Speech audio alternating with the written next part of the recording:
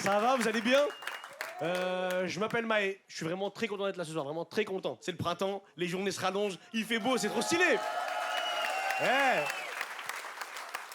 les journées se rallongent, les beaux jours sont de retour, mais les relous sont de retour aussi, les filles. Vous savez de quoi je parle?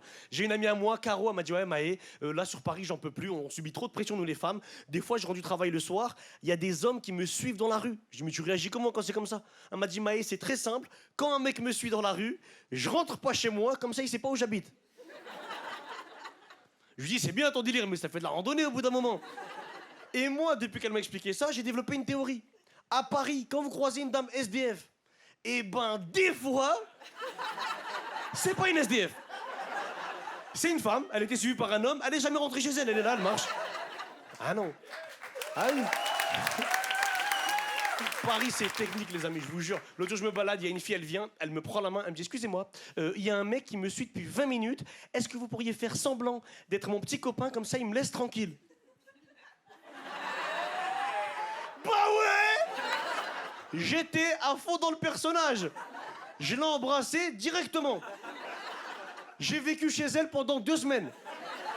Le dernier jour, elle est venue me voir, elle m'a dit « Ben monsieur, là, il n'y a plus de danger, seul danger, c'est vous, faut y aller, là. Hein. » Alors attention, on dit qu'il y a beaucoup de pression au niveau des femmes, c'est réel, mais il y a également beaucoup de pression au niveau des hommes dans la rue. Je vous jure, c'est une dinguerie. L'autre jour, je sors de soirée. Il y a un mec, il vient vers moi, il me dit « Excuse-moi, ouais, 2 petites secondes. Il y a mon ex hyper relou qui me saoule depuis tout à l'heure. Est-ce que tu pourrais faire semblant d'être mon petit copain, comme ça il me laisse tranquille ?» Ah ouais. Ah ouais, t'as vu, parce que moi, j'ai pas trop l'habitude de jouer genre de rôle, c'est pour ça, c'est pas... Et moi, je suis un mec, j'aime bien rendre service. Ça fait, j'accepte. Je vois son ex arriver, 1m90, 130 kilos.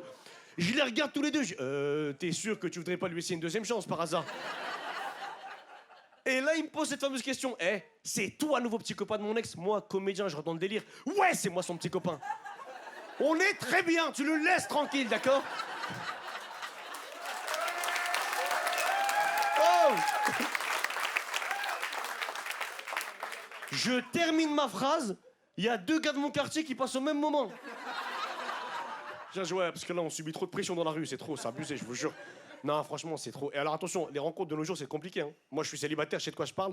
Je viens de me séparer de mon ex, là, il n'y a pas très longtemps. Je déteste critiquer le physique, hein. Mais elle avait un défaut physique, faut que je vous en parle. Elle avait des grands pieds, sa mère. Elle faisait du 44, d'accord? On s'est rencontrés à l'école primaire, elle et moi. Quand on était petits, on avait un jeu, ça faisait chou, fleur. Vous vous rappelez de ça ou pas?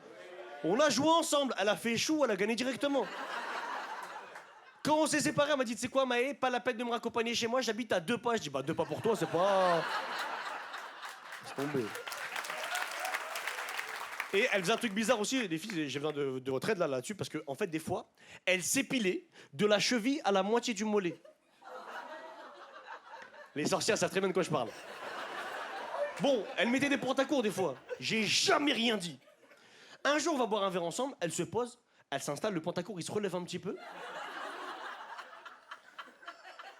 J'ai vu la jambe de Ribéry, sa mère.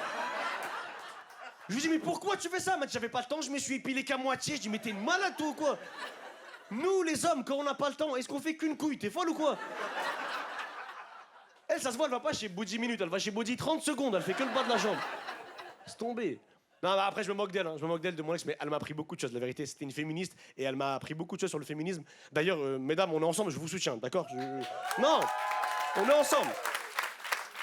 L'autre jour, je me balade dans Paris, je vois un groupe de femmes, elles manifestent contre le port du soutien-gorge. Bah ouais! Nous, on aime bien, la vérité, on aime bien. Bon délire, en vrai. Bon, c'est pas ça le problème. Moi, ils allaient dans ma direction, alors je vais avec eux. Tu sais, je suis dans la direction. Et il y a ma pote Caro. Elle me dit, mais Maë, t'es là? Je dis, bien sûr, je suis là. On est ensemble, je vous soutiens, ça va ou quoi? Elle me dit, Maë, je suis trop contente que tu sois là. Pour moi, le fait de plus mettre de soutien-gorge, c'est un symbole de liberté. Je me sens heureuse et épanouie. Je dis, mais t'as grave raison. On est ensemble. Elle me dit, par contre, les hommes, quand on a ce genre de tenue, arrêtez de nous regarder comme des objets. Je dis, mais t'as raison de fou. Plus elle m'explique, plus mon œil recherche le téton du regard. Et mesdames, je vous le dis ce soir, pardonnez-nous le premier regard. Le premier, c'est pas volontaire, c'est pas fait exprès. Nous, les hommes, on est des teubés. On est des teubés. On fait pas exprès. Des fois, on se balade dans la rue, on marche, on fait... un téton et tu sais, on repart, tu vois ce que je veux dire? Mais il n'y a aucune mauvaise intention derrière, c'est un regard de courtoisie, c'est tout. Vraiment, faut pardonner.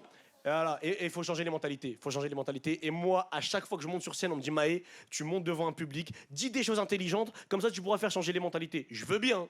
Mais à l'heure où je vous parle, je suis un mec pas connu.